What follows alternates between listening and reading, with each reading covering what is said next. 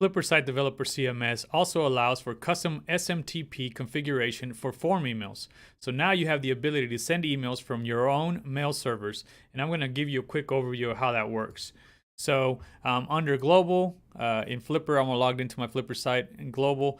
Then you will scroll, if you scroll down, you'll have this SMTP info area. If you don't know your SMTP server port and information, get with your IT person and they should have that information for you. I've already pre-filled mine out just to quickly show you how this works. You punch that in, and then I'm going to punch in my password here. And then I'm going to send a test email to myself. And this is going to run a test, and it says no errors detected.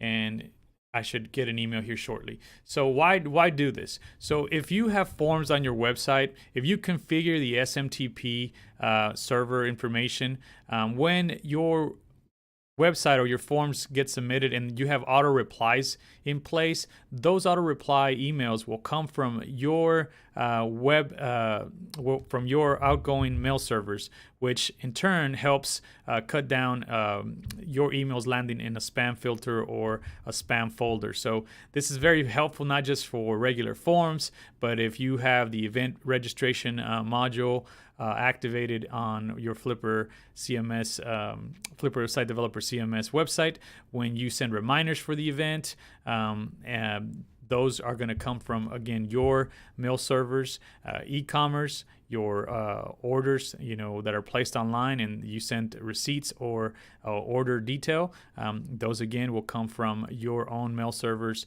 and again, it just helps cut down on your emails coming from the website landing in spam filters.